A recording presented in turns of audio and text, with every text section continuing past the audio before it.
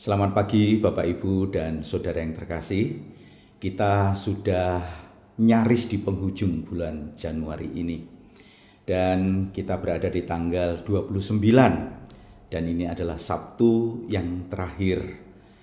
Dan di Sabtu terakhir ini saya ingin mengajak Bapak Ibu jemaat sekalian untuk kembali kita akan berdoa khususnya bagi perjalanan kehidupan gereja kita.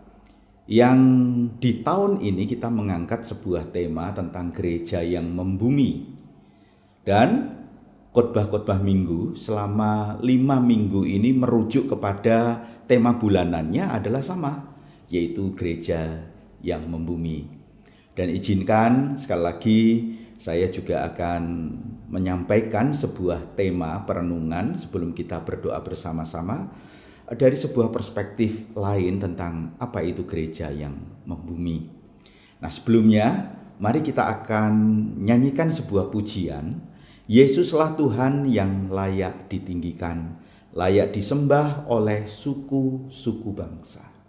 Mari kita akan pujikan bersama pujian ini ya.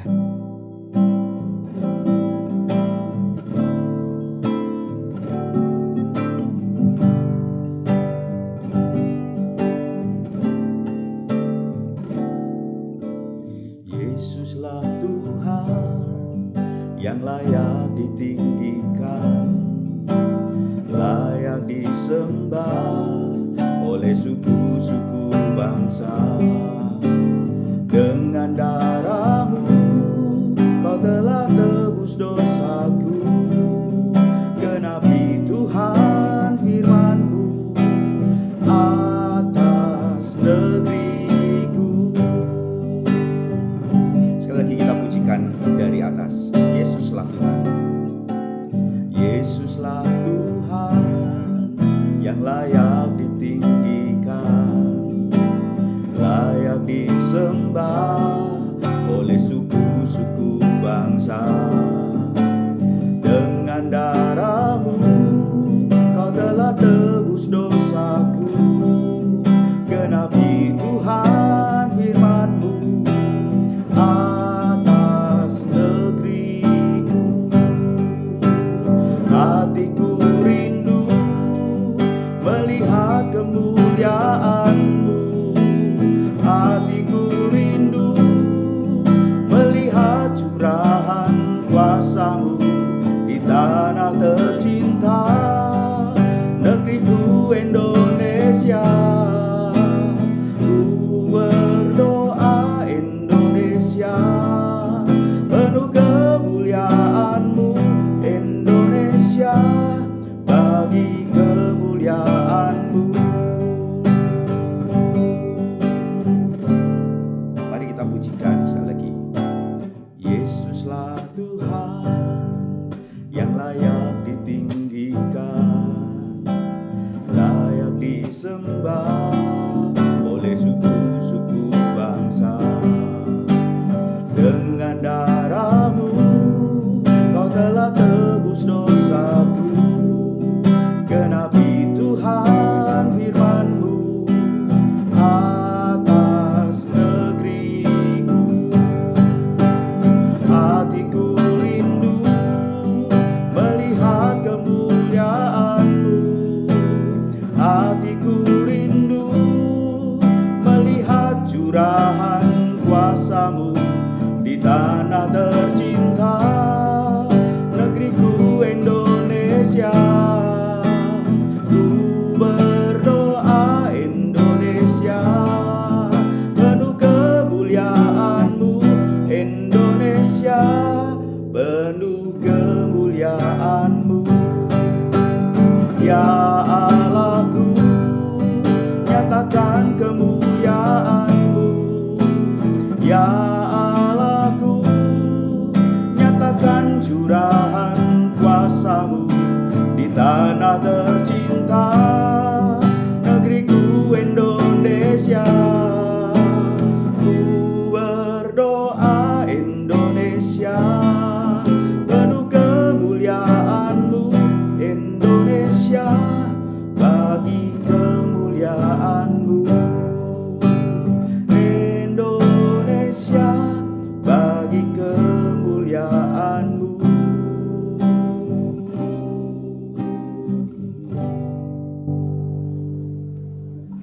Mari kita berdoa.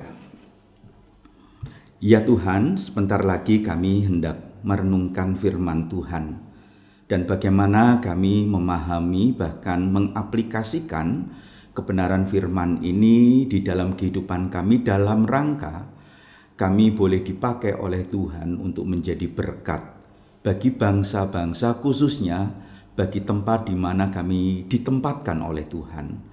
Bapa, tolonglah limpahkanlah hikmat-Mu itu kepada kami. Dalam nama Tuhan Yesus Kristus kami memohon. Amin. Saya ingin melandaskan dari dua bagian firman Tuhan. Bagian pertama dan bagian kedua itu pasti kita sudah sangat mengetahuinya. Yaitu yang pertama dari Matius 28 ayat 19 sampai dengan 20. Demikian. Karena itu pergilah, jadikanlah semua bangsa muridku, dan baptislah mereka dalam nama Bapa dan Anak dan Roh Kudus. Dan ajarlah mereka melakukan segala sesuatu yang telah kuperintahkan kepadamu.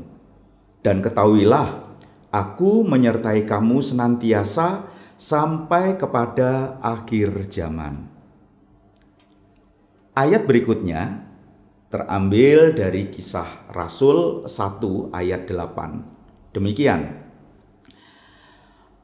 Tetapi kamu akan menerima kuasa kalau Roh Kudus turun ke atas kamu, dan kamu akan menjadi saksiku di Yerusalem dan di seluruh Yudea dan Samaria dan sampai ke ujung bumi. Kalau kita memperhatikan dua bacaan ini, kita tidak dapat menghindari bahwa inilah sebuah kepercayaan yang Tuhan berikan kepada kita sebagai gereja-gereja Tuhan. Baik dalam pengertian gereja sebagai sebuah institusi ataupun gereja secara personal. Karena ketika kita belajar misalkan saja dari bagian Matius 28, 19, 20, itu menimbulkan banyak reaksi, menimbulkan banyak respon. Ada yang mengatakan bahwa itu adalah sebuah perintah yang hanya diberikan kepada para rasul yang pada waktu itu Yesus menyampaikan. Jadi tidak ada kait-mengkaitnya dengan kita yang hidup di zaman sekarang sebagai orang percaya. Jadi itu menjadi sebuah penugasan amanat agung yang dikerjakan oleh orang-orang sebagai pendengar pertama perkataan Yesus. Sehingga ada orang mengatakan tidak perlu mengambil sebuah tanggung jawab untuk pergi dan membuat bangsa-bangsa itu menjadi percaya. Itu salah satu reaksi. Reaksi yang lain misalkan hal ini difahami sebagai amanat agung yang diterima oleh gereja-gereja Tuhan. Yang tentu saja beban itu dipercayakan, diberikan kepada gereja dalam pengertian institusional, dalam pengertian sebuah gereja organisasi, entah itu kita bicara sinode, gereja lokal dan lain sebagainya.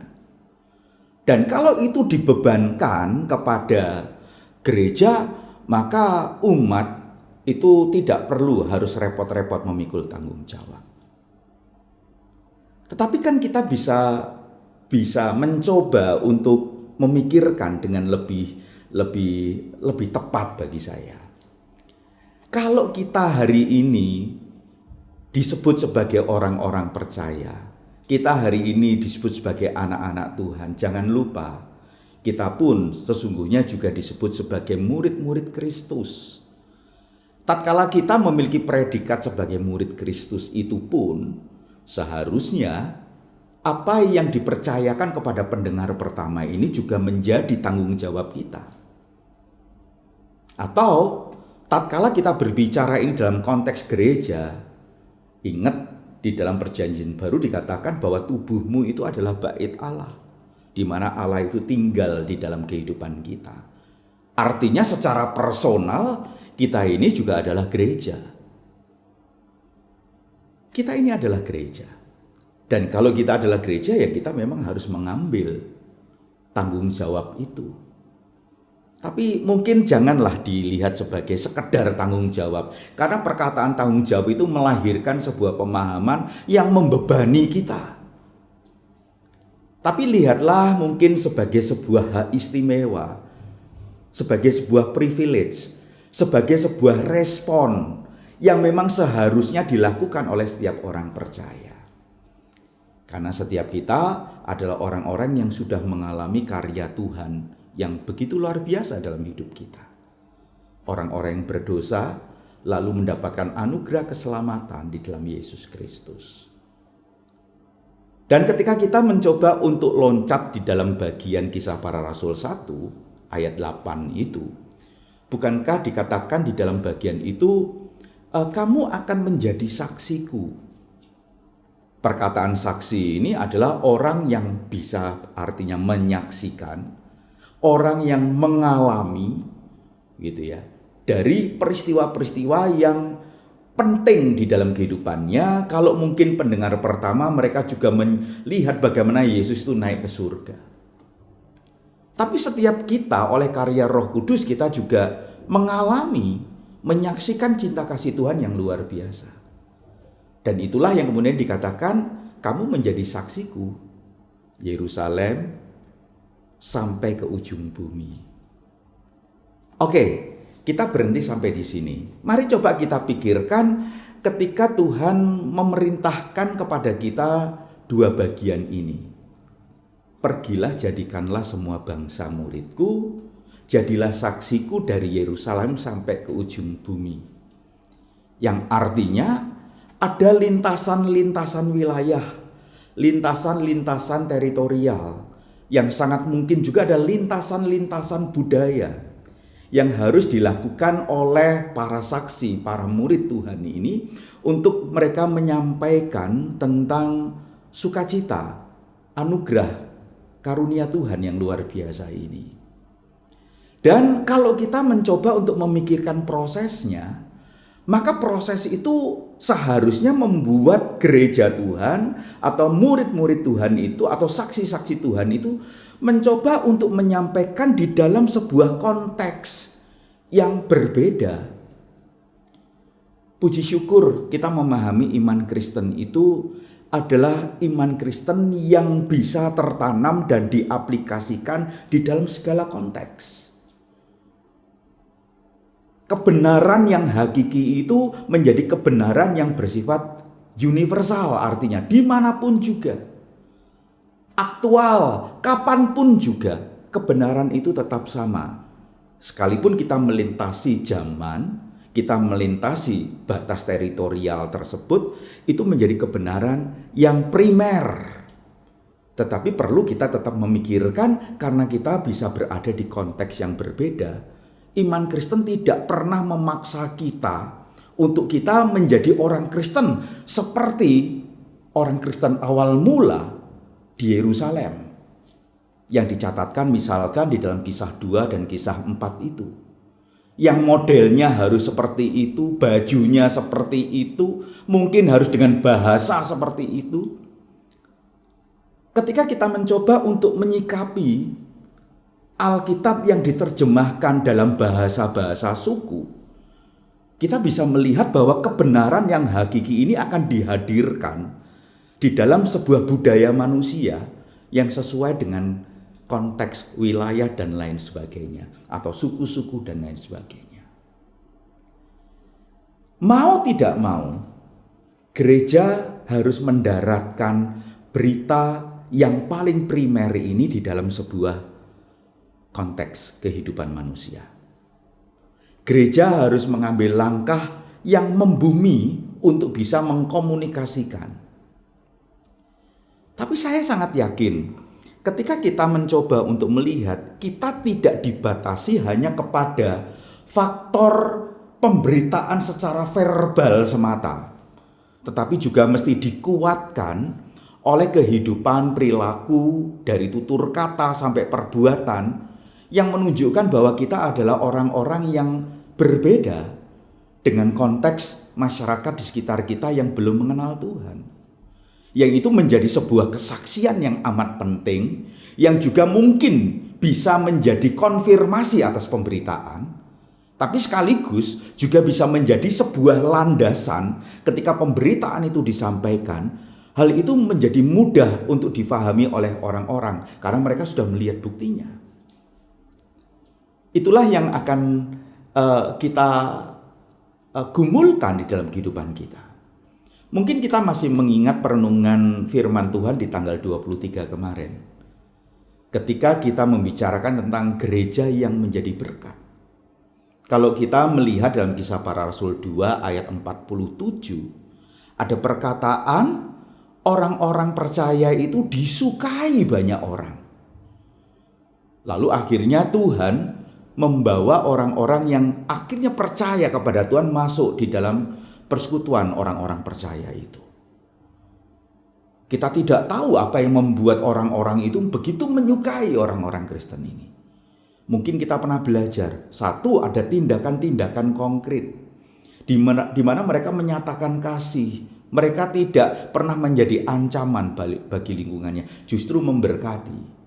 Atau mungkin mereka melihat ada karakter-karakter kehidupan yang luar biasa yang dimiliki oleh komunitas orang percaya ini, yang membuat mereka takjub, membuat mereka ingin dan tertarik untuk menjadi orang percaya.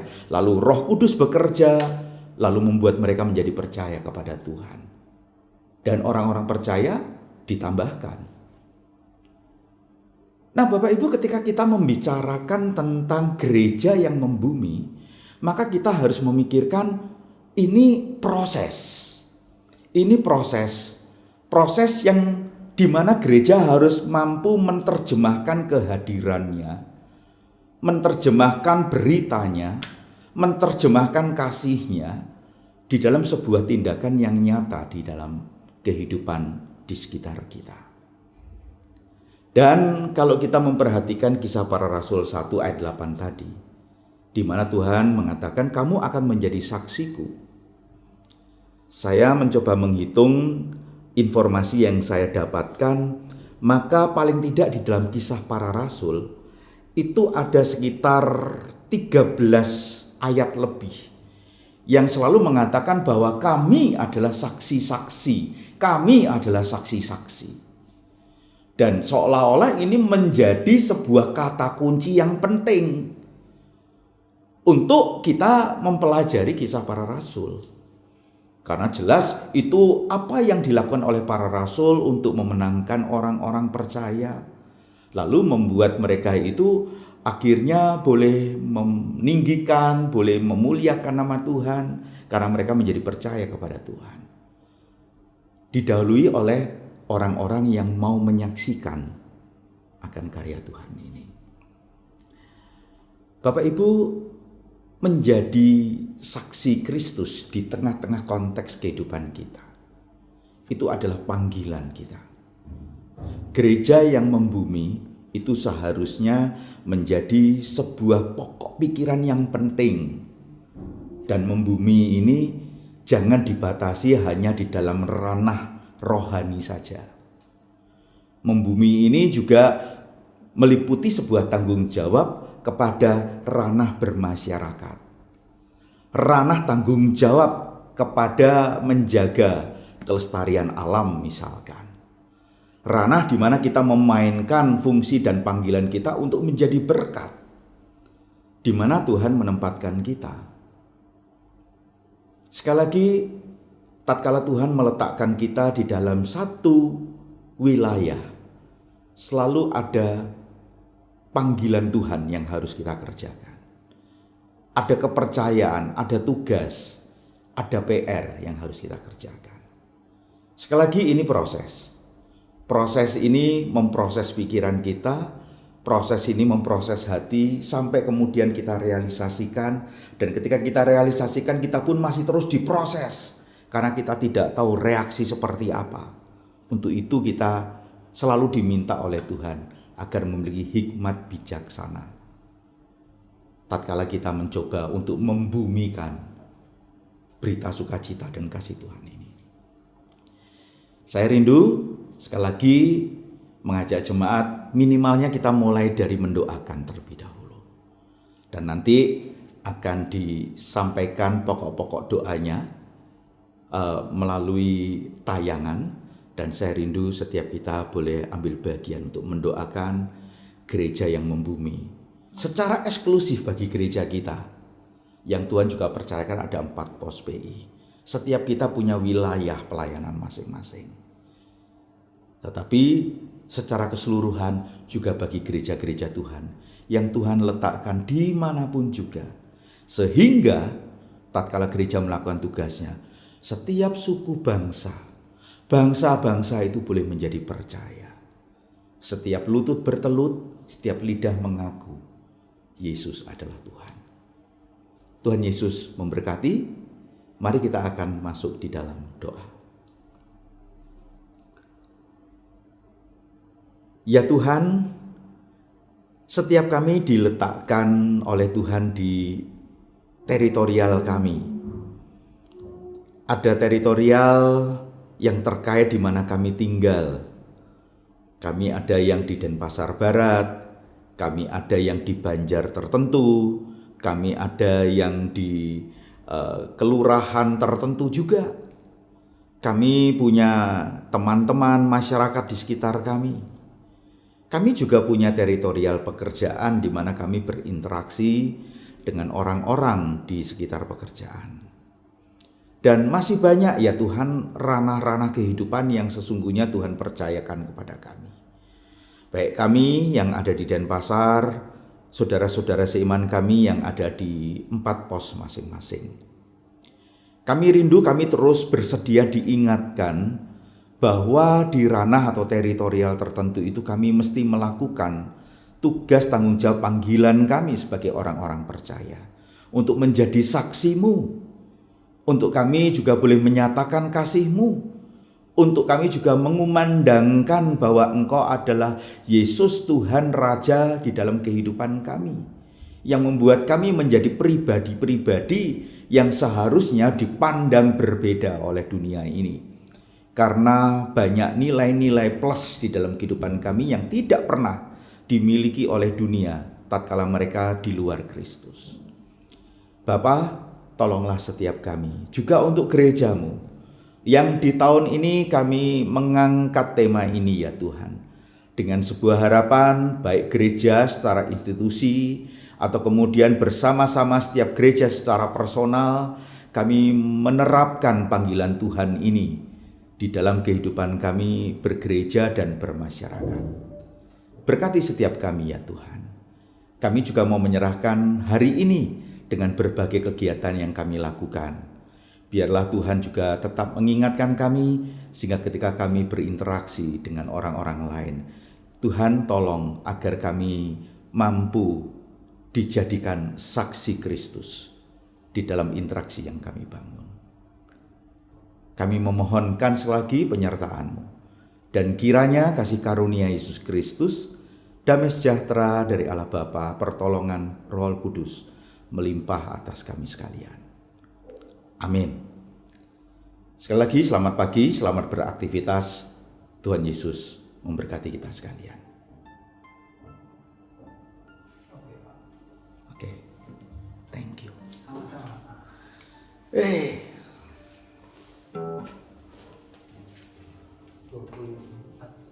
24 ya? Iya, tapi kan ada pokok doa biasanya. Ya. 20 menit.